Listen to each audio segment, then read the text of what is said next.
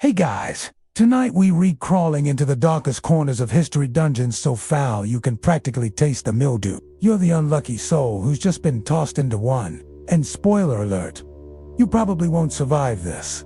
But then again, people have. Somehow so. Before you get comfortable, take a moment to like the video and subscribe, but only if you genuinely enjoy what I do here. Also, drop a comment with your location and the time where you are.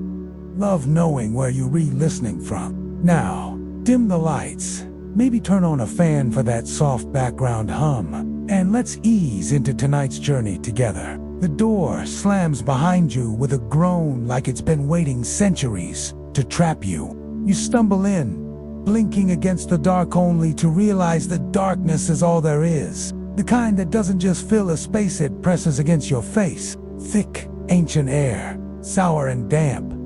You breathe it in anyway. Because, well, it's the only air left. Your hands are tied behind your back with rope that bites. The stone floor beneath you is slick not with water, but with something colder and much less friendly. Maybe it's centuries of sweat or blood. You won't ask.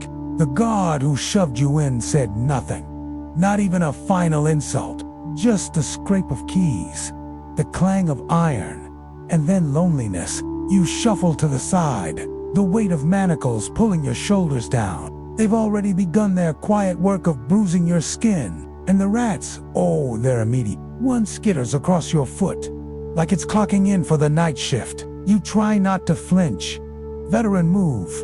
In the distance, you hear dripping, always dripping. Somewhere deeper in this hellhole, water leaks from a crack, older than most religions. That sound becomes your lullaby, whether you like it or not. This is the intake process, if you can call it that. No one takes your name.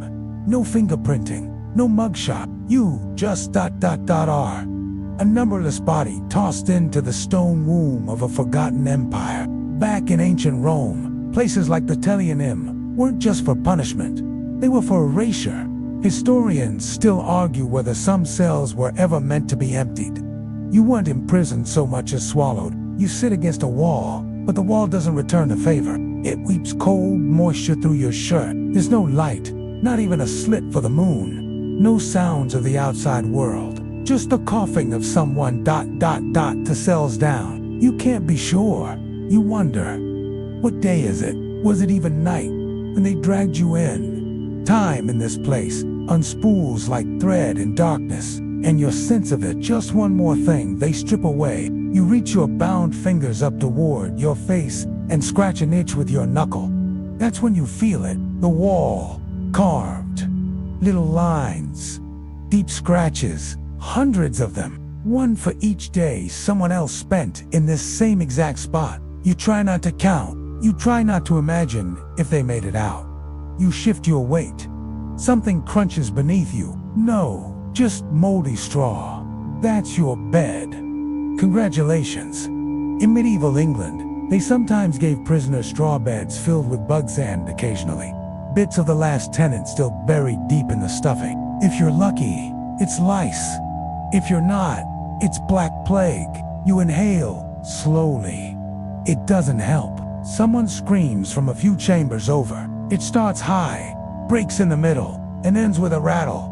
No footsteps follow, no comforting everything's fine from any guard. Just silence after. So, you do what every prisoner eventually does.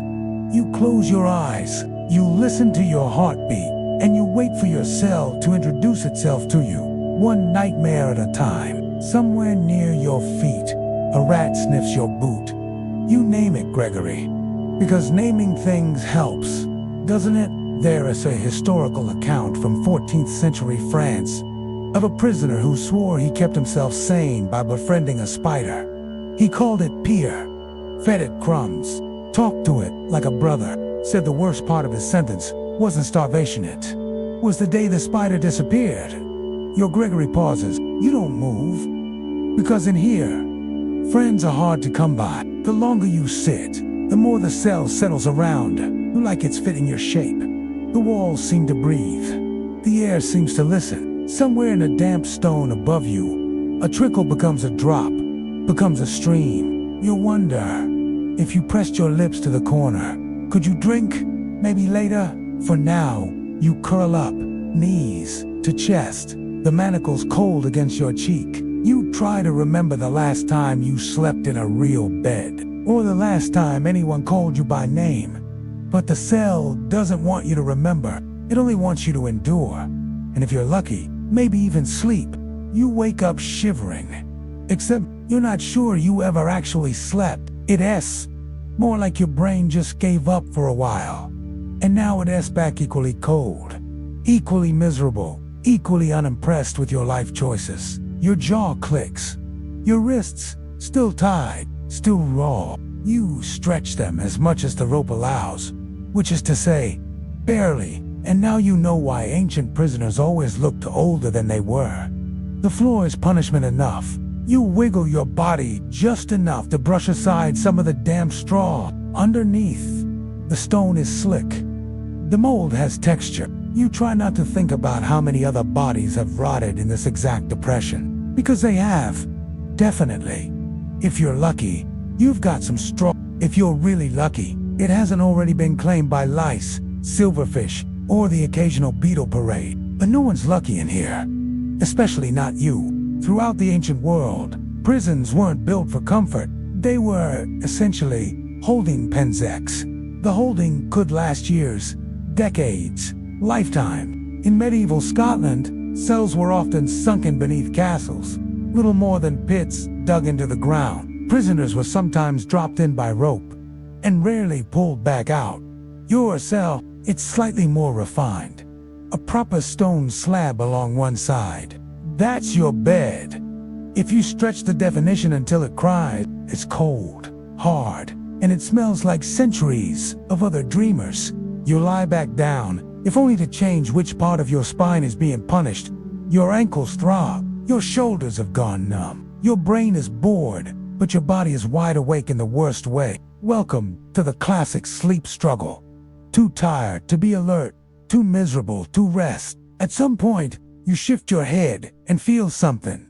Crunchy. It's not a word you ever wanted associated with pillows, but there it is. Maybe a dried leaf, maybe a piece of straw with mysterious stains. You close your eyes and decide not to investigate.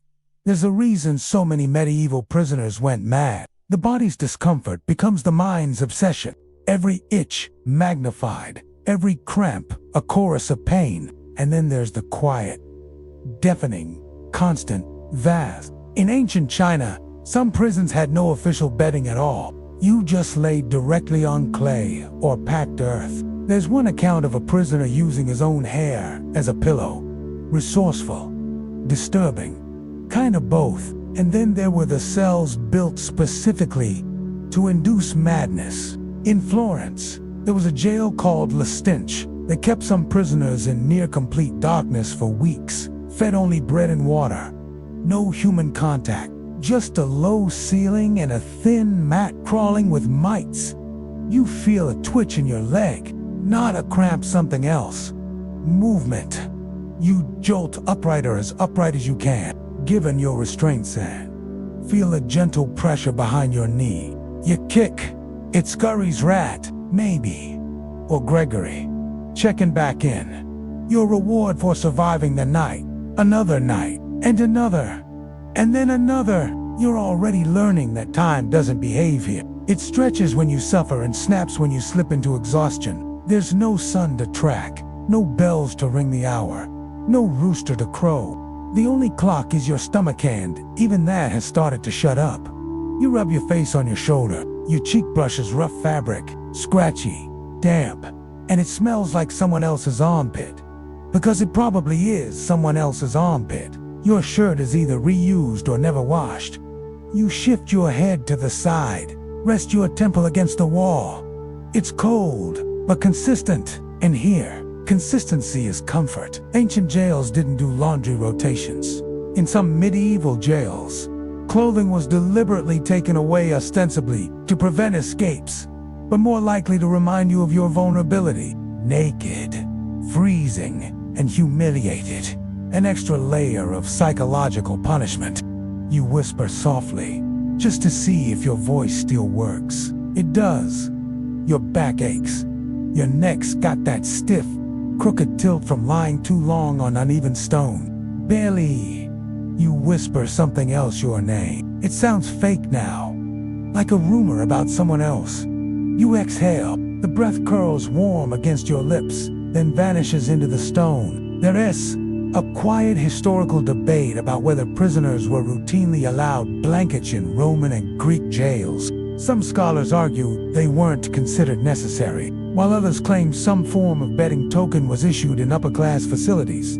But let's face it, you're not upper-class, you're straw-class. And even if a blanket was allowed, there's no guarantee it would help. Most were made, of course, scratchy wool, sometimes damp, sometimes full of fleas. One written complaint from a 16th century London debtor's prison described a blanket with more holes than thread and more lice than lamb. Luxury. Your arms cramp again. You stretch, twist, wince. You think about standing up, walking the tiny length of your cell. You imagine your chains clinking with each step. Not quite freedom, but it would be movement. Instead, you lie still and close your eyes, and you count the drips again. 1, 2, 3. It's not enough to keep you warm, but it's something to do. And right now, that's everything, possibly both.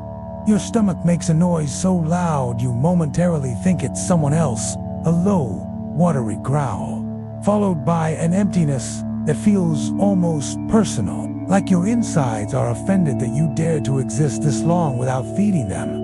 You curl a little tighter. Hunger wraps around you like a second set of chains, and then right on cue, smell something. It's food. No, wait. That's too generous. It's more like ancient stew steam filtered through socks and disappointment. Someone nearby has been tossed a bowl of something allegedly edible, and your brain, despite all your instincts, starts to crave it. You're not sure how long it's been since you ate. A day. You'd keep track if your brain wasn't spending all its energy calculating how much straw you could theoretically chew without vomiting across ancient civilizations. Prisoner meals were never designed to nourish. They were designed to not kill you. The bare minimum to keep the body alive. Sometimes not even that. In Roman jails, most inmates depended on family or friends to bring them food.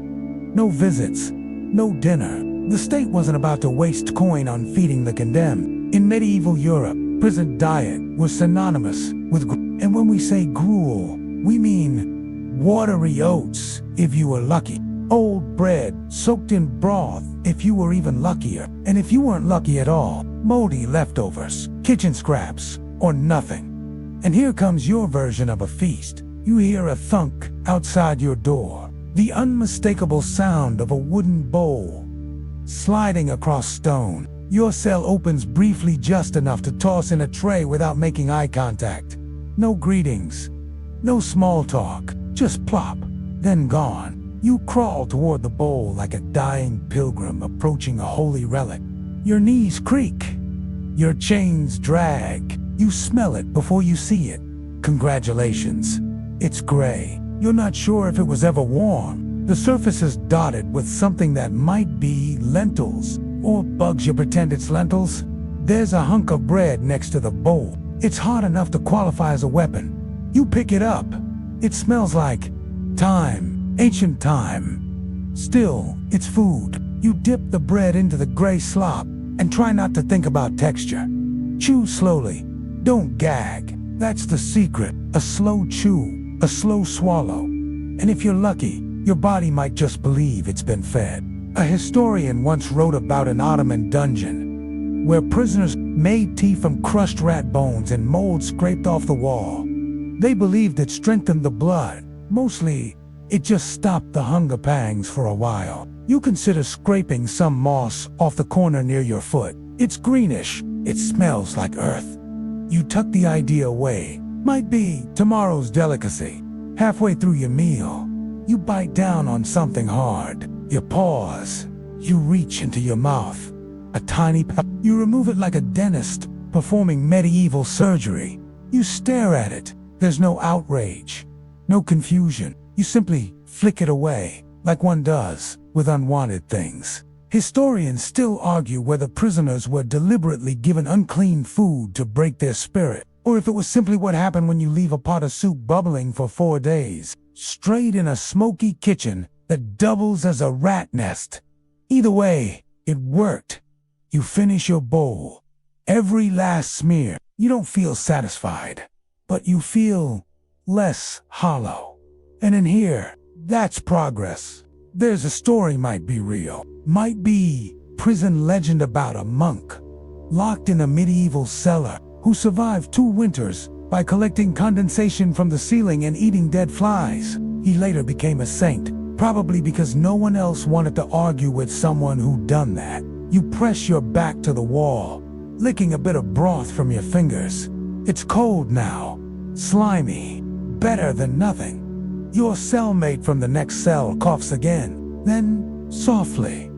"Did they give you the bread?" You answer, "Yeah." A pause. "Then, trade you for the bones.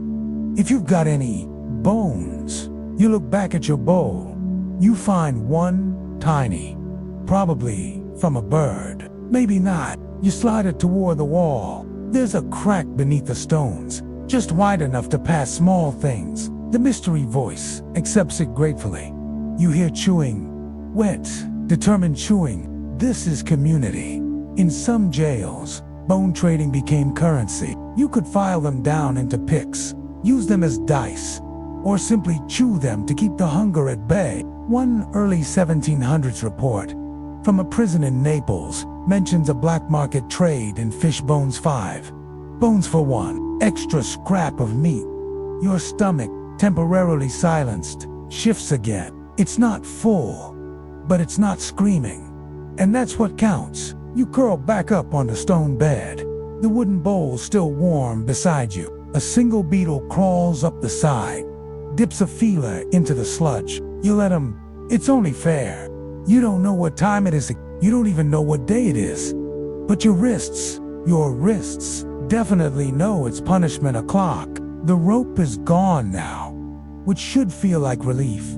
Except it's been replaced by something worse. Iron. Cold. Heavy. Inescapable. And somehow even more personal. You roll your shoulders, trying to adjust the weight of the shackles, but it's no use.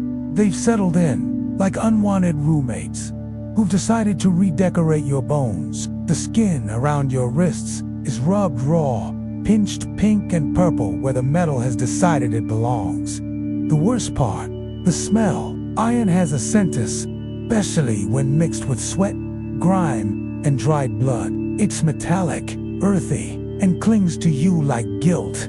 You glance down at your ankles, matching cuffs. At least the medieval interior design is consistent. The chain between your feet is just short enough to trip you every time you try to stand upright.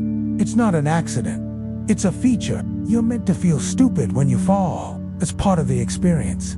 This is what they call comfortable restraint. And yes, that's a real thing. In medieval Europe, comfortable restraint was used to describe a category of shackles that allowed just enough movement to keep you alive but not enough to allow escape, dignity, or circulation. Iron collars, limb clamps, even full-body harnesses were custom fit depending on how long they wanted you to last. You lean back against the wall, only to feel something cold behind your neck.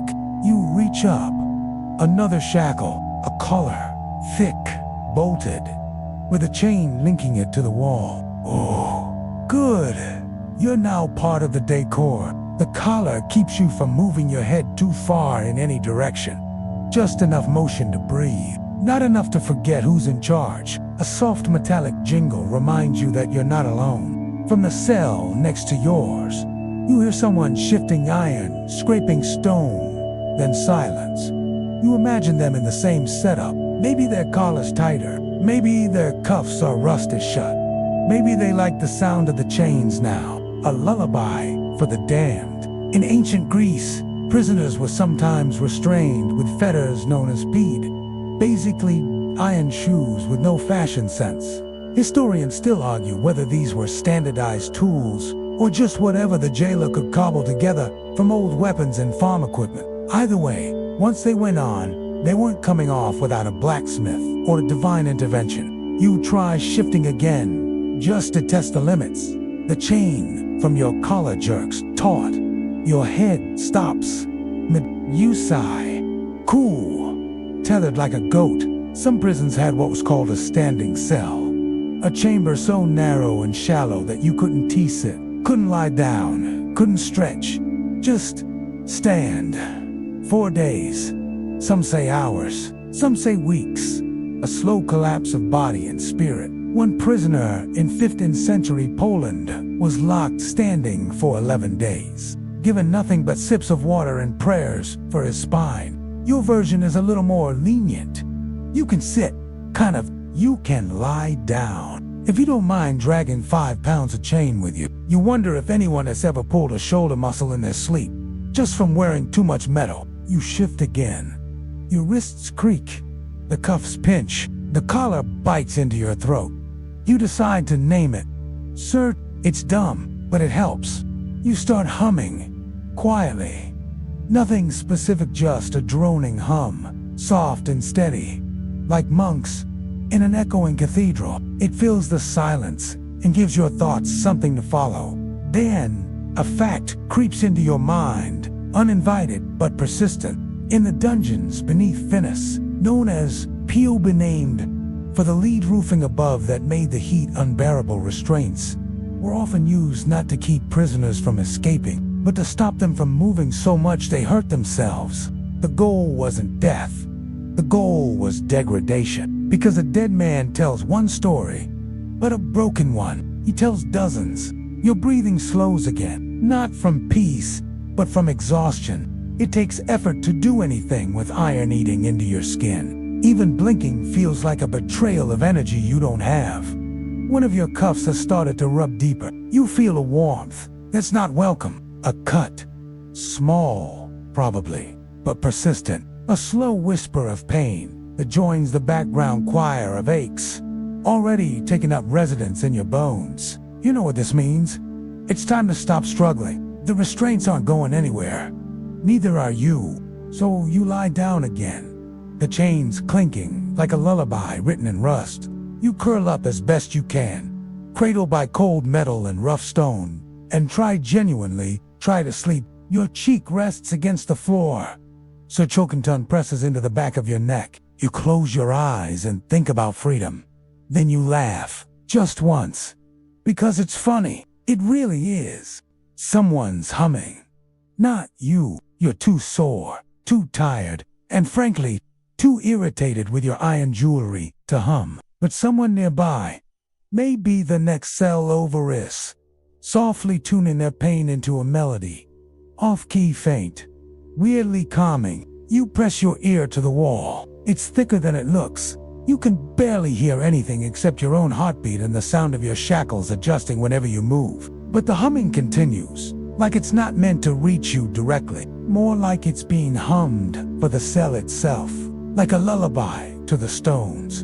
It makes you wonder, who is in the next cell? The answer, probably someone who's been here longer than you, which is not comforting. Ancient prisons weren't solitary in the way you might imagine. Most held multiple prisoners at once, crammed together like broken dolls in a box. But in the deeper, darker cells, the ones reserved for special inmates, you might get your own room. Lucky you. The humming stops. Then, a whisper.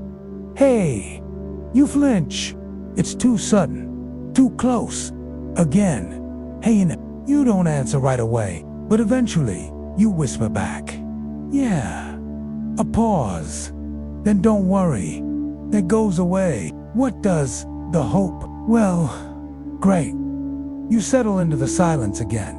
But now you're more aware of the voices around you. To your left, someone is snoring, not the gentle kind, either the kind that rattles like a dying bellows. Maybe they're just sleeping. Maybe they're done.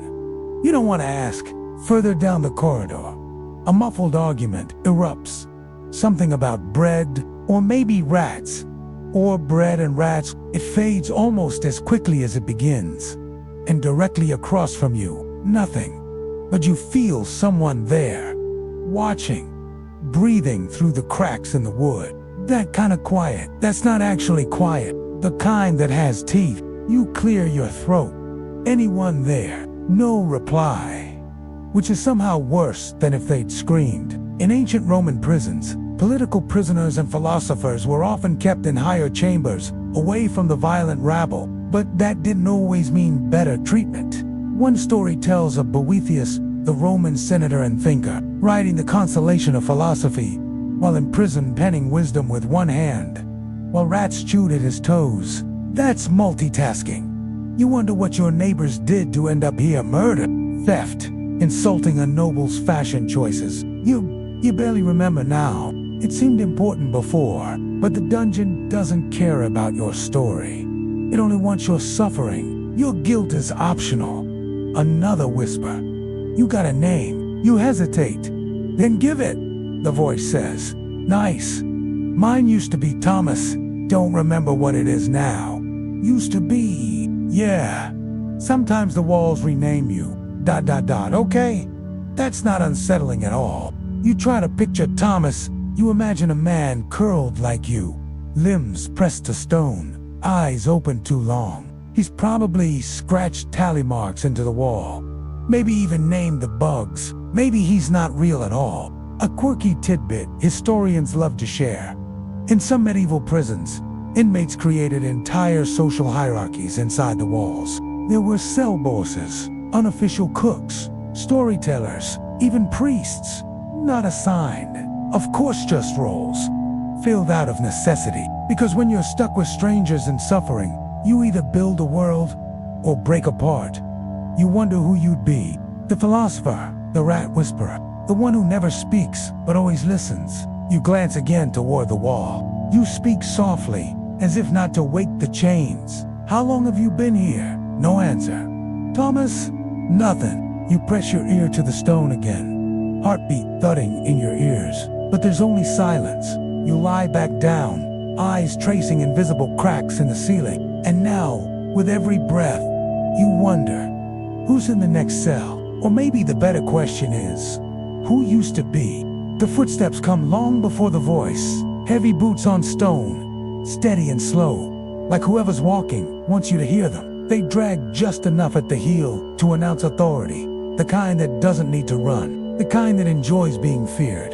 You freeze, not because you think it'll help, but because your body instinctively understands that movement right now equals attention. And attention from the guards. Never good. The steps stop outside your door. You don't look up, you can't. Thanks to Sir Chokerton. Still hugging your neck, but you hear the rattle of keys. The low grunt of someone deciding whether or not you're worth bothering today. They don't open the door.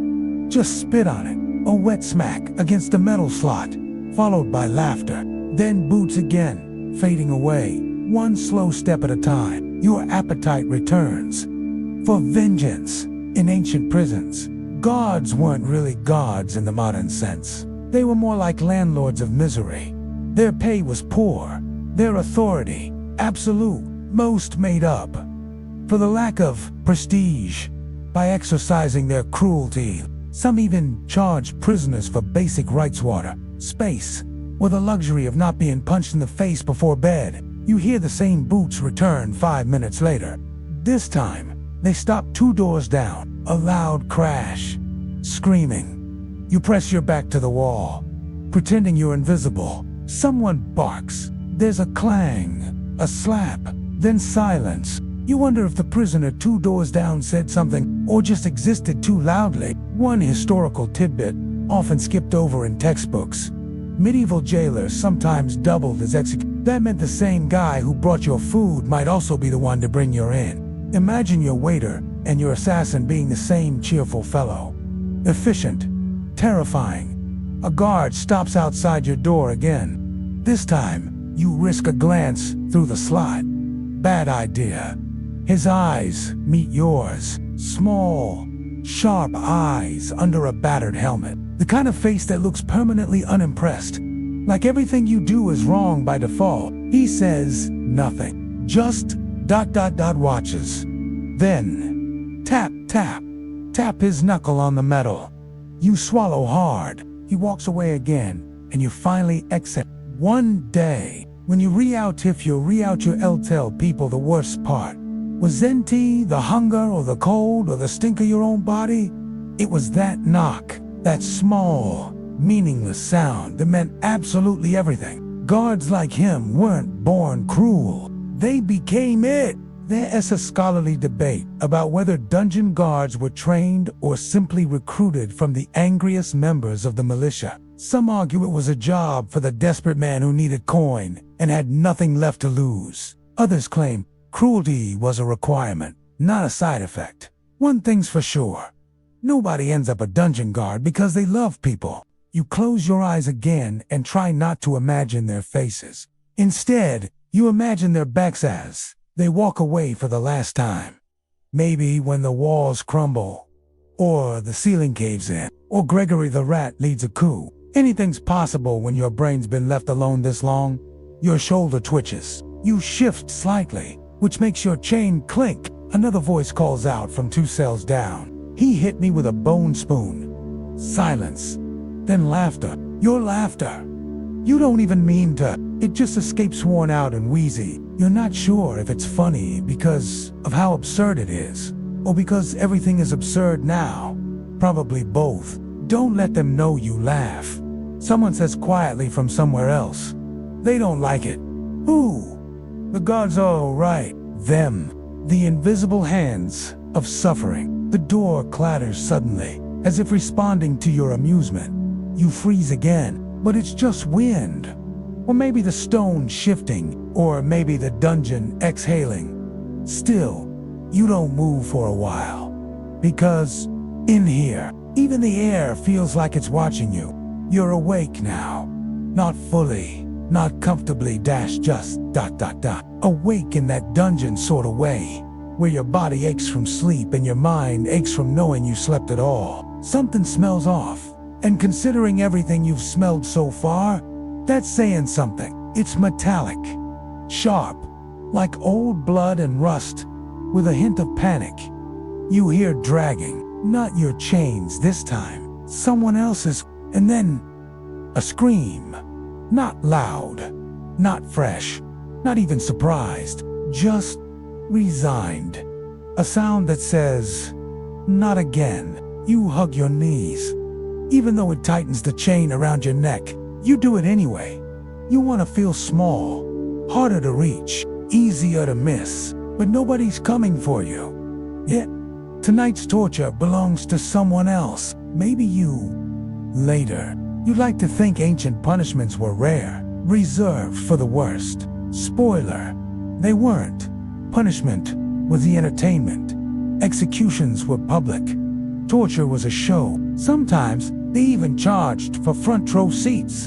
And here, in the stone cage, with more mildew than mercy, you're one unlucky coin flip away from starring in tonight's festivities. Torture wasn't about truth. That's a lie told in dramas. It was control, fear, and often boredom relief for sad men with tools. The rack was a favorite, simple, messy, effective. Lie down, get tied, get pulled. Eventually, your limbs forget which direction they're supposed to point. You get taller and quieter until you're very, very quiet. Another favorite. The Pair of Anguish. Yes, it's as awful as it sounds. A metal device inserted somewhere, private mouth, rectum, or elsewhere, depending on your crime, and then slowly expanded until you either confessed or expired. Who invented it? Someone with way too much time and not enough hugs. You hear a moan now. It's low, long, and echoes against the curved walls like it's sliding around the room. Your heart answers it, thumping just a little louder, like it wants to be heard too. Just once, you wish someone would invent a punishment, like the feather of mild annoyance, soft tickles, confessions for cake, that sort of thing. But no, just wheels, whips, and hot irons. Historians still argue whether these brutal methods were used as often as records claim. or if scribes embellished to scare the public. Some argue the descriptions were exaggerated propaganda. Others believe that under torture, even history starts to scream. Regardless, you're here, and tonight, the screaming is real. The worst punishment you've heard about isn't the wheel or the iron boot. It's the pit. Literally just a hole. No food, no space, no light. Sometimes filled with water, sometimes bones, once, allegedly, filled with bees. Imagine dying of bee stings in a medieval basement. You chuckle, then immediately feel bad for laughing. Then you wonder, were the bees prisoners too? Probably. A clink of metal. Closer. Now your turn. No, just the chain being dragged back. Prisoner returned to their cell, more broken than before. A soft thump as they collapse. You don't ask if they're okay. That's not something people ask here. They're not okay. Neither are you. And weirdly, that's a comfort. But even in dungeons, people survived. Some prisoners grew used to pain. The body adapts, kind of. One historical account tells of a rebel who was tortured for days without revealing a single name. When they asked why, he said, "I just counted backwards from 1,000 and imagined I was somewhere else." You wonder what number he got to. Maybe the pain stopped at 421. Maybe he didn't. You shift, trying to get comfortable. But comfortable is a foreign word down here. Like sunlight or sandwich. Something moves near your foot. You don't look. You don't want to know. Could be a rat. Could be Gregory. Could be your imagination. Honestly, it's the imagination you're most afraid of, because what your mind can invent is always worse than the real thing. Even if the real thing involves pears and bees, you start to hum, softly. Something tuneless, because silence in this place is worse than screams. You've learned that. The humming vibrates your chest, keeps your teeth from chattering, makes you feel like you exist, if only as a sound. And for now, that's enough. You don't know what time it is anymore. The concept of morning or evening doesn't apply down here. You measure time in strange units. Now, like how many drips it takes for water to fall from the ceiling and hit the bucket, or how many screams echo before they start to sound like your own. But tonight, something feels different. There's a stirring, a vibration in the cold air, like tension has crept in, slow and quiet. You shift your weight, which causes your ankle chain to scrape softly across the stone floor, a sound you've had come to dread. But tonight it's almost comfortingly familiar. Then, just past your cell wall, a voice, not a guard. Too low, too urgent. You lean closer to the stone. Someone is whispering, a plan, a threat. You can't tell, but you can feel it. Hope, or something pretending to be hope.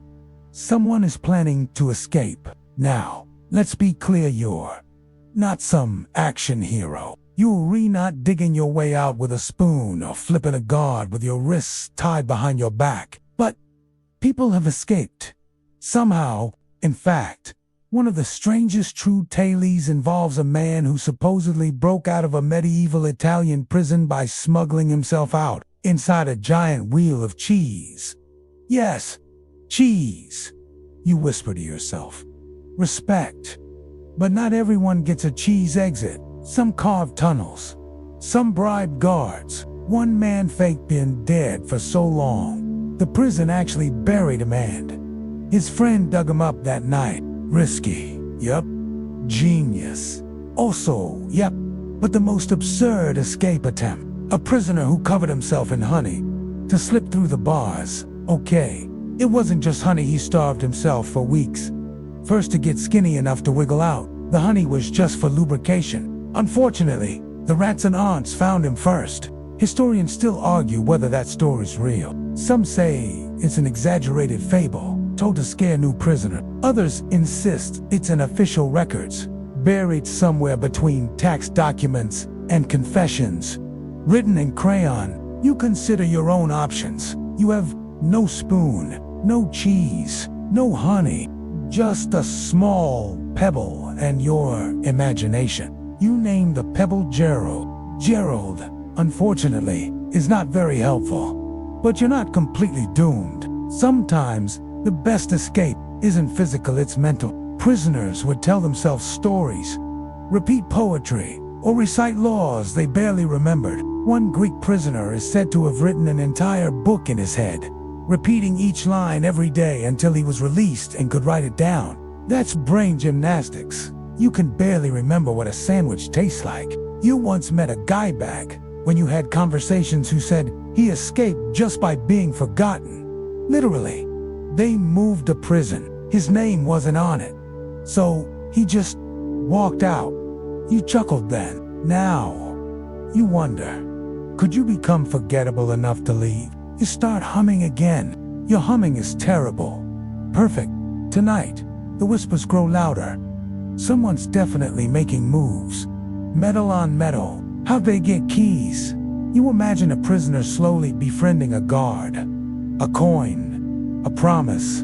A desperate wink. Or maybe the guard's just really bad at guarding. Either way, someone out there is about to try something bold. You press your ear to the cold stone. No footsteps. No shouting. Just breathing and the occasional grunt. And then movement. Faster. Faster. Running. Clattering. Steel scraping from its sheath.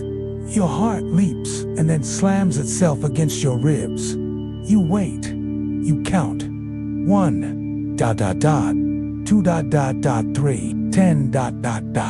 Then silence again. Did they make it? Did they get caught? You don't know. You probably never will. But now there's something in the air, again. Possibility. For the first time in days or weeks, you feel a tiny, ridiculous flicker of control. You grip Gerald in your hand and whisper, "Next time, we go too." He doesn't respond, but you know he's in. You roll over gently, cautiously onto your side, curling into the straw. You've still got the chain, the cold, the awful smells. But your brain is climbing a honeyed tunnel out of here right now, just in case. You wake, or maybe you weren't really asleep too. The sound of something scraping. Not a guard, not a rat. Slower, more deliberate. A claw. No, just a fingernail. Probably human. You press your ear against the cold stone wall again. Your breath makes a small fog on the mossy surface. That scratching, it's coming from the other cell. Not frantic, not panicked, just methodical. It continues like a rhythm, a strange lullaby, and then it pauses. A whisper, a sigh, and the scratching resumes. You've heard this before, scratches in the dark, like desperate letters being written to no one. A prisoner's version of a journal, and it's not all mindless panic. Sometimes, prisoners carve prayers into walls, some to be forgiven, some to curse every living creature outside these walls, especially the warden. One Roman prisoner reportedly scratched the same word over and over. Videre. To see. What did he want to see again? The sun, a tree, a face, or maybe just his own reflection. After all this time, you trace your fingers along your own wall. The texture shifts, a groove here, a deeper pit there. Words, shapes, you can't quite make them out, but you can feel that someone else was here before you. It's oddly comforting and creepy, but mostly comforting. You find one rough carving that almost looks like a tiny face. You name him Winston. Winston has a crooked mouth and 3 eyes, one of which is suspiciously shaped like a goat. You stare at him for a while, then start humming softly. You imagine he's listening. Back in the 1500s, prisoners in France were notorious for carving elaborate full-body sketches into their walls. Naked figures, dancing devils, laughing skeletons. It was like ancient graffiti, except your only audience was mildew and time. One cell even had a poem scratched out in full Latin meter, but the last line was rushed. Sloppy scholars debate whether that poet was executed before he could finish or if he simply gave up rhyming. Honestly, fair. You find a new mark tonight. It wasn't there before, or maybe you just missed it. It's small, Looks like a door, a perfect little square, with hinges and a knob. Someone carved a door on the inside of their cell. Was it just art, or a dream, or an invitation? You can't help it. You knock just twice, lightly. Then wait. Nothing happens, of course. But you smile anyway. A strange fact. In one ancient Mesopotamian prison, they found etched outlines of feet small ones, barefoot shapes, side by side, each toe carefully marked. No one knows why. Some say it was a ritual. Others say it was someone tracking time, standing in the same place each day, facing the same wall, leaving a record of their body. Or maybe they were hoping someone would follow the footprints and understand. You'll glance at your own dusty toes, too filthy to trace. But maybe you'll start tomorrow. You can call it your existential dance routine. The guy in the next cell is still scratching. You wonder what he's writing. Is he telling a story? Planning revenge? Counting days? You finally whisper toward the wall. What's it say? He doesn't answer. Just keep scratching. But the rhythm changes. Maybe he heard you. Maybe that was the answer. One cell you heard about had nothing but tally marks. Thousands of them. Some straight, some crooked. One wall was covered top to bottom. But the last one, the very last one, was curved into a heart. Weird flex. But okay, you think of what you'd carve if you had something sharp, not words. Maybe a sky, perhaps. Or a face you miss. Or maybe just a big bold arrow that points up. Upward, outward, forward. Some days, you wonder if people will ever read your story, your carvings, your footprint-shaped silence. Some scholar in 500 years, leaning over a dusty prison wall saying, "Ah, yes, this symbol clearly represents a goat-faced Winston." You laugh under your breath, and then you scratch the wall yourself. Just once, no tool, just your fingernail. It's shallow, useless, but it's yours. And tomorrow, you'll add to it. Maybe a line, maybe a joke, maybe just still here. And in the silence after your scratch, the other prisoner finally pauses. You hear the whisper, barely audible, "Same." You've noticed something strange about the nights here. It's not just the cold, or the rats, or the faint groans you pretend are just wind. It's the stories, the way the darkness feels heavier after sunset, like it's pressing down, like it remembers things. You close your eyes, trying to fall asleep, and that's when you hear it. A faint rattle.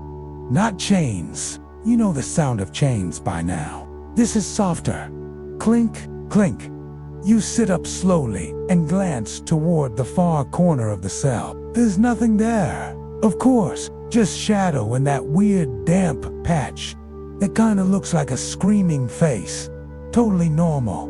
And something moves. Just a flicker. You freeze. Not again. Last night you swore something. Brushed your foot. And the night before that, the scratching noises were coming from inside your cell wall. You even checked under the straw like an idiot. They say ancient prisons weren't just full of criminals. They were full of stories. And not the happy bedtime kind. Take the Venetian prison. For instance, locals still whisper about the ghost of cell 27. Supposedly, a prisoner went mad after years of solitary and started talking to someone only he could see. Every night, he'd laugh and ask it questions. The guards ignored it until one day, they found him dead. No wounds, no struggle, just smile, and scrawled on the wall above him in smeared incore. Maybe blood was the phrase. Thanks for answering. You're welcome. I guess one of your fellow inmates told you about the whaler. He said that if you heard crying near the latrines, you must not answer it, not even once. Because the last person who did, he was found babbling nonsense, covering his ears, screaming about long fingers and a face with too many mouths. Historians still argue whether the tale of the whaler originated in plague year of Florence, or if it was just one of those spooky stories guards told new inmates for fun. Either way, it's comforting. You know, in that curl up and cry yourself to sleep way. There's a stain on your ceiling that only appears in moonlight. It looks like a figure. Long arms, hunched over. You've named it Gerald. Gerald doesn't move or anything, but tonight he feels closer. You stare at him for a long while. He stares back, probably in a 14th century dungeon in Bavaria. Archaeologists found dozens of tiny bone figurines hidden behind a loose stone carved by prisoners using fish bones and teeth. Each figure had a twisted face, mouths stitched shut, eyes gouged out. Scholars are still debating, were these cursed idols, protection charms, or just really bad attempts at doll making? Whatever they were, they'd been placed facing the wall. All of them, not creepy at all. The guy in the next cell told you he's been visited by the shadow under the bucket. You laughed, obviously, then checked under your own bucket, just in case. It was empty, but for a second, you could have sworn something moved in the corner of your eye. Totally fine. Everything's great. Some prisoners believe if you whisper your name into a crack in the wall 3 nights in a row, you'll be forgotten by the world outside, but remembered by the things that live down here. You try it once, just to see. You whisper your name into the cold stone, and somewhere, faintly, something whispers it back. But it says it wrong, like it's trying. But its mouth isn't built for words. You don't try it again. In the Ottoman Empire, prisoners carved labyrinths into the stone floors. Endless spirals, paths leading nowhere. Some believe it was a way to pass time. Others say they were trying to trap evil. Spirits confuse them, keep them busy. One guard reportedly refused to enter certain cells after dusk, claiming he could hear someone pacing in the spiral even. You look at the floor beneath you. No spiral. Just cracked stones and some rat poop. But maybe tonight's the night you start carving your own. Better safe than spiritually haunted. You hear laughter. Not yours, not your neighbor's. Too high, too soft. It bubbles up and fades, like a child giggling into a pillow. You press your hands to your ears and hum softly. It helps a little. Another story, this one from a Japanese prison, tells of a prisoner who carved hundreds of tiny eyes into his wall. When asked why, he said he was being watched and wanted to return the favor. He'd die with his own eyes open, bloodshot. They say if you stare at one of his carvings long enough, it blinks back. You don't want carvings that blink. You're going for more of a sleepy Goatwinston aesthetic. Eventually, the cell grows quiet again. Your heart slows. Your muscles sink into the cold stone. You whisper, just to test the silence. Gerald, you still up there? No reply. Just the usual creak, drip, and distant groan. Perfect. Another totally normal, haunted, history-rich night in the dungeon. Sleep tight. You open your eyes and blink into the half. No light, no sun, no candles, but your eyes adjust anyway. That's how long you've been here. Your body is becoming a creature of the dark. You don't bother checking what's dripping. You already know it's either rat blood, mold juice, or the tears of another prisoner who gave up crying days ago and now just leaks. Your neck's stiff. Your back is sore. Your teeth feel furry. And you haven't moved in hours because you were afraid if you did, you'd feel something next to you. Good morning, dungeon life. You shuffle to your knees and peer through the narrow slit in the wall. That barely counts as a window. Except maybe a bat. Nothing. A very judgy bat. They say prison cells were intentionally designed to make you forget time. No sun, no clocks, no sound except your own breathing and the occasional scream. Roman prisoners described time sickness, a kind of mental decay, where minutes stretched like hours and days, snapped by like fingers. Your brain just stops keeping track. You're starting to understand. Sometimes you count your blinks. Sometimes you try to remember what bread tastes like. Mostly, though, you talk to your fingers. Thumb is Augustus. Index is Pickle. Middle is Lady Agnes. You don't talk about the pinky. In ancient Babylon, dungeons were dug deep under the belief was that the closer you were to the underworld, the more the gods could hear your confessions, which would be comforting. if it weren't also believed that the gods sent creatures to fetch certain prisoners. You dreamt about one last night. It had a face, like wet burlap, and fingers that clicked when it moved. It offered you a peach. You declined. Even in dreams, you have standards. You started chewing the edge of your sleeve, not out of hunger, just boredom and anxiety and stress. And okay, maybe a little hunger. You're pretty sure your sleeve tastes like mildew and regret. Once, during the early Byzantine period, political prisoners were left in waterlogs, cells ankle-deep in cold, stagnant pools that bred disease and despair. One account describes a prisoner who refused to sit or sleep, convinced the water would pull him under. If he closed his eyes, he died standing, still dry from the knees up. The guards called him the statue. A rat scurries past you now, dragging something that looks like a toenail. You're both trying not to make eye contact. You think you're winning. You hear someone breathing through the wall. It's not a gasp or a breathing, close, heavy. You don't know whether to say hi or pretend you're asleep. Eventually you murmur, "If you're gonna haunt me, at least hum a tune." The breathing pauses. Then, faintly, you hear do. You smile.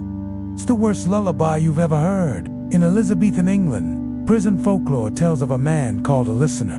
He lived in the walls, literally, inside the stones, and fed on secrets. They said if you whispered a confession into the cracks, he'd take it from you and leave behind a dream. The lucky ones woke up weeping. The unlucky ones didn't wake up at all. There's moss growing between your toes.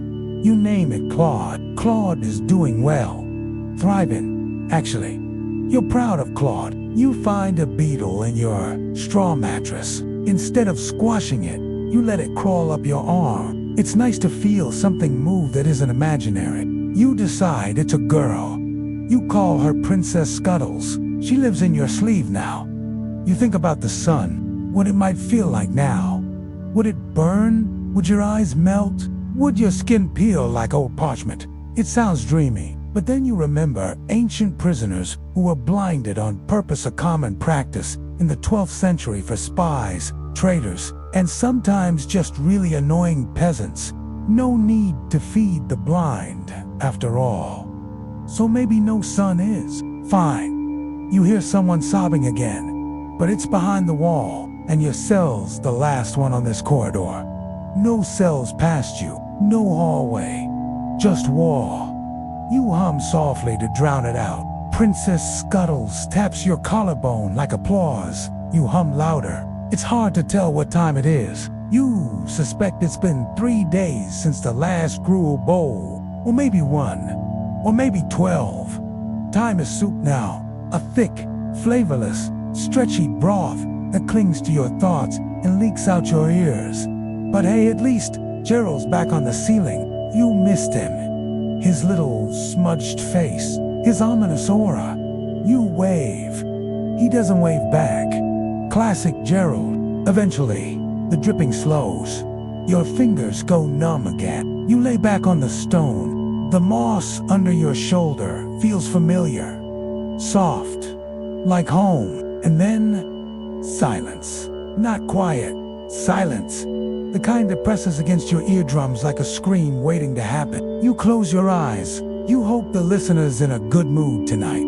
When you wake up, you're not alone. That's not a metaphor. There's a man sitting right there in the corner of your cell. You blink slowly, carefully, in case he's not real, but he stays there, solid, quiet, watching. You sit up, rub your eyes, count your fingers. 4.5, just like yesterday. No hallucinations, at least not the usual one. Hey, you say, your voice hoarse. You lost? The man smiles faintly. He doesn't blink. You don't ask any more questions. In some ancient Greek prisons, especially those on remote islands, guards were known to put decoys in isolation. Cells dummies shaped like men, meant to keep prisoners from losing their minds completely. The problem was, sometimes the prisoners preferred the dummies. Talk to them, confess things, ask their advice. So the guards started listening in. That is, how they caught a traitor once by overhearing his plans to escape through a conversation with a pile of straw and a toga. Historians still argue whether that story was metaphor or madness. Honestly, you're not sure it matters. You glance at the man in your cell. He's still smiling. You decide to name him Silas. Silas seems like a guy who knows things. You ask him where he came from. He doesn't answer. You ask him what time it is. He tilts his head, like he's sniffing the air. You ask him if he's hungry. He nods, but then he bites his own wrist and drinks from it like it's tea. You decide not to share your mole biscuit. Back in ancient Mesopotamia, there was a tradition where prisoners would carve tiny figures into the stone walls, hoping the gods would see them and grant mercy. The figures were always strange bent backs, bird heads, long eyes. One prisoner, found centuries later, had carved 83 little people all over his cell. Some were dancing, some were screaming, but one just stood in a corner, exactly like Silas. The archaeologists named that one the Watcher. They said he had the most human face. You stop looking at Silas, just in case. Time passes, maybe minutes, maybe hours. You're pretty sure Silas hasn't blinked. At one point, he starts humming Jello, tuneless thing that sounds like a lullaby sung backwards. It makes your spine itch.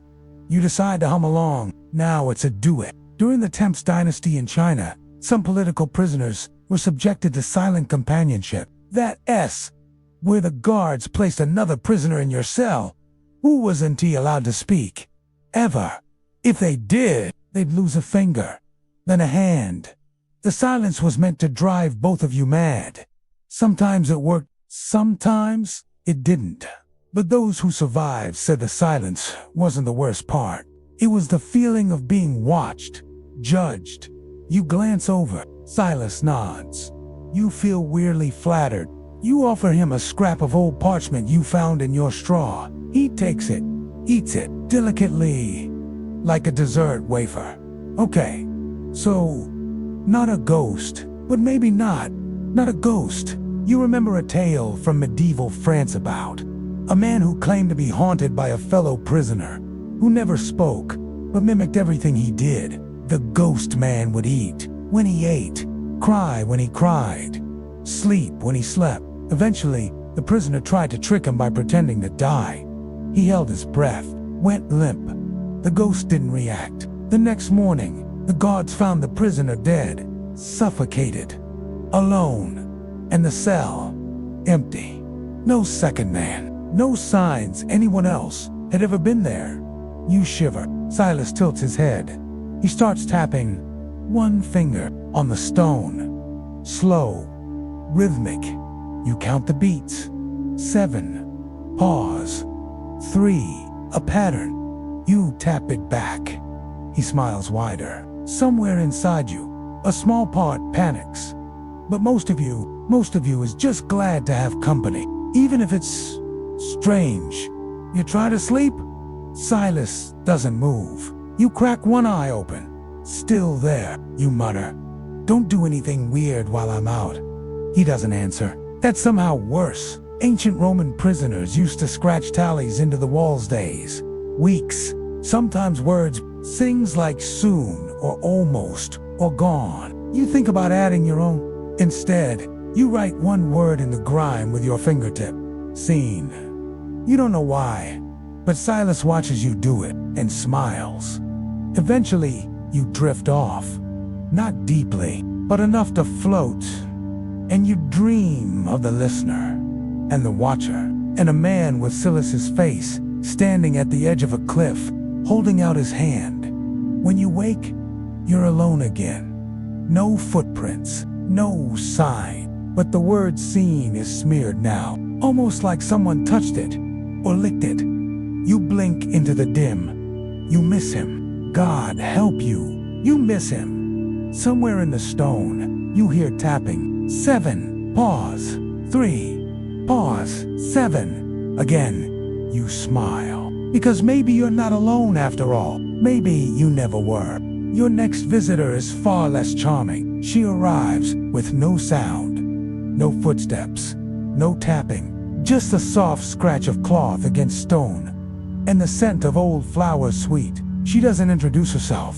Of course, they never do. She's tall, hunched slightly, like she's bowing to some invisible ceiling. Even though your cell is just roomy enough to sit upright, her veil is thin. You can almost see her lips moving beneath it, but no words come out. You sit up, spine popping, throat dry. You Silas's sister or something. She glides past you and kneels in the opposite corner, her head tilted down, hands folded like she's praying. You're not religious, but you cross yourself anyway, just in case. In ancient Sumer, death wasn't just a moment it was it bureaucracy. The dead had to pass through a sort of underworld civil office with a DB judge, not by sins, but by how well they remembered their own name. For prisoners who died in captivity, this was a nightmare. Their names forgotten, erased, no one to say them aloud. So their souls wandered, stuck in the whispering to strangers, following shadows. They called them nameless widows. The woman in the veil never lifts her face, never looks at you. But you know her name isn't hers anymore. You try to ignore her, but the silence shifts when she's here. The air feels thicker, slower, like syrup instead of breath. You find yourself talking just to fill it. What's your story? Then you ask. No answer. You, a spy, a noble, a cursed bard. Still nothing. You laugh. A little too loudly. Right. The silent type. Classic. She reaches into her veil, pulls out a tiny bone, places it on the floor. Then another, and another. Tiny knuckle bones, yellowed with time. She starts arranging them into shapes. Stars, maybe, or letters in a language you don't recognize. You feel your heart thudding behind your eyes. You lie down again, face away, but the tapping of bones continues. There's a debated theory among historians that some ancient jailers used sound as torture, not loud noises, but patterns, clicks, taps, soft rhythms that played endlessly. One particular jail in 13th century Morocco reportedly used a bone choir, prisoners made to tap knuckle bones in constant cadence, creating a ghostly music that wore down the mind over weeks. Some called it beautiful, others said it drove men mad. A modern researcher tried to recreate the rhythm in anechoic chambers. He lasted 17 minutes before he started crying. You counted taps. 6 bones now. Then silence. Then she hums. It's not a lullaby. Not exactly. More like a song made of sighs. Soft exhalations that seem to circle the room, like smoke made of sound. You turn your face into the straw. Please, stop. You whisper. She does. For now. You ask her a question. You don't even know which. She answers by pointing at the wall, at something you hadn't noticed. A scratch. A symbol. Not made by you. A spiral. You reach out. Touch it. It's sticky. Once, in an underground Greek holding pit, archaeologists found a wall with over 900 spirals carved into it, no two exactly the same. Some small, tight. Others massive and sloppy, all in one prisoner's section. They believe he was blind by the time he finished. His fingers bleeding, his eyes eaten by rot. They found a message carved beneath the final spiral. He is inside the turn. You wonder what that meant. Then you look at the woman again. She's gone. Only the bones remain. And a fresh spiral, still damp. You press your forehead to the stone. You whisper your name, just to make sure you remember. It sounds wrong in your mouth, like you borrowed it from someone else. She returns the next night. Or maybe it's the same one. She brings more bones. This time, she doesn't kneel. She stands above you, places a single bone on your chest. You stare at it. It feels warm. Somehow, you don't ask questions anymore. You dream again. But this time, you're not in prison. You're in a vast room. Pillars reaching up into blackness. The air smells like the veil, like wilting roses. And in the center of the room is a spiral staircase, winding, narrow, each step made of bone. She waits at the bottom, holding out her hand. You take it. You start to climb. You don't look back. When you wake, the bone is still on your chest. And now, there's one more spiral on the wall. But it's not scratched. It's painted with something red and still wet. You try not to think too hard about what it is. You close your eyes again. Whisper your name one more time, a little louder, just in case someone out there still remembers it. You're starting to understand the rhythm of things now. There's always a pattern in old punishment. Days of nothing, followed by moments that crack you, like lightning hitting dry bark. Then back to the quiet again. No apologies. No reason. Tonight, you don't get the silent woman. Tonight, you get the keeper of rats. He scuttles in like he's part of the shadows. His limbs are long, his spine too flexible. He doesn't walk. He flows. You catch a glimpse of something shiny under his robes, something that clicks and writhes. You don't ask. You never ask. He kneels beside you with a bucket in one hand, and something squirming inside it. You've heard about this. Ancient Rome wasn't just advanced in engineering. They were remarkably creative in punishment. One of their more disturbing methods involved placing a live rat inside a bucket, strapping it against the bare stomach of a prisoner, then heating the other end. The rat, desperate to escape the heat, would do the only thing it could: dig through flesh. It was efficient, messy, and effective. The man doesn't have fire, but the bucket hisses. You can smell something sharp. Vinegar, acid. You press your back against a cold stone wall. I didn't do anything. You say, it's a reflex now. He smiles. You wish he hadn't. You've seen corpses with warmer smiles. But the bucket doesn't go on your stomach. It goes in the center of the cell. He places it gently, reverently, then opens the lid. 6 pairs of eyes blink up at you. Tiny, beady, twitching noses. You brace for the worst, but the man just sits, cross-legged, waiting. For what? The first rat sniffs its way out and trots over to the old bowl of grain husks in the corner. The second climbs up the wall. The third stops right in front of you, sniffs your toe. You don't breathe. It squeaks and scampers off. You exhale. Okay, you whisper. Okay, there's a theory, controversial, but oddly compelling, that some ancient prisons didn't just punish with pain or starvation. They trained prisoners to form bonds with vermin. The idea was simple. Over months of isolation, rats became companions. Familiar, safe. Then, in one final act of cruelty, they'd be used against the prisoner. You look at the man. He hasn't blinked. He just nods slowly and begins to whistle. It's tuneless, shrill. The rats freeze. Then they move. Not randomly, but together. They scurry in a spiral. Around the bucket. Then your legs. Then your torso. Then stop. You feel their tiny claws like raindrops. Not painful, but you can't move.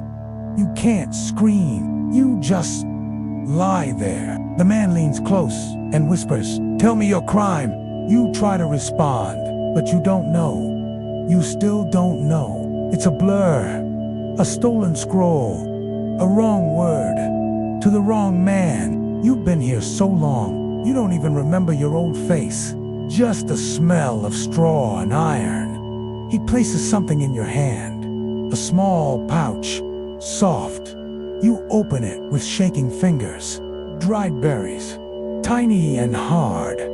You don't know why, but you eat them, all of them, one by one. He watches. You chew slowly, and the rats begin to hum. No, not hum, vibrate. You feel it in your bones. In medieval Slavic prisons, it is said they used vibration rituals, getting prisoners into semi-hypnotic states through the use of drumming, pacing, and even rodents trained to move in unison. The goal wasn't confession, it was unraveling, to make you forget the boundary between thought and hallucination, to turn punishment into a sacrament. You're starting to see things. The walls ripple, The rats glow, just a little like stars. You think you hear someone singing, but it's in a language older than your bones. You close your eyes, your tongue feels numb. You float. The man whispers, "Don't fight it." You don't. You just drift. When you wake, the rats are gone. The bucket's gone. The man is gone. Only one thing remains. A single red string tied around your wrist. You tug it gently. It doesn't come off. You don't remember it being put there. You don't remember what you dreamed. But you know, something changed. The cell feels smaller, your breath louder, your heart slower. You lie down, your back aches, and somewhere far above, you hear the faintest echo of whistling and scratching claws and something warm curling up beside your ribs. The days blur into one another. You start losing track of where the damp ends and your skin begins. You count seconds by the rhythm of your breath. You count memories by the smell of stale bread. You wonder if your mind is unraveling, or if it already has. But tonight, something is different. There's a whisper in the darkness, not loud, not frantic, just patient, like a voice waiting for an answer. You try to respond, but your throat is dry. Instead, you hum, low and steady, the kind of hum that sinks into your bones and pulls you under. You think back to the first night here, the cold stone, the chains, Gerald on the ceiling, the first carved face, the whispers in the wall. You realize something. You're not just a prisoner. You're a story, a thread woven into this endless tapestry of forgotten souls. You remember Silas, the man who didn't blink, the shadow woman with her bones, the keeper of rats, and Gerald, watching silently from above. They aren't just memories. They're part of you now. You close your eyes. Imagine sunlight, warm, golden, forgiving. You picture a field. Tall grass swaying, a breeze carrying the scent of wildflowers. You breathe it in, let it fill your lungs.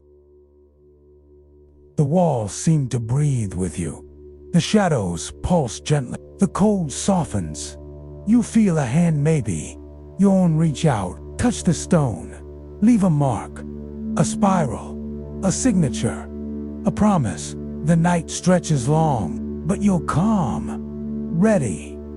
The past, the pain, the fear, they're all whispers now. Soft murmurs fading into the dark. You drift, slowly, quietly, peacefully. The world outside your cell waits. But for now, here in the silence, in the stillness, you are free. And that's enough. End of script. Sweet dreams.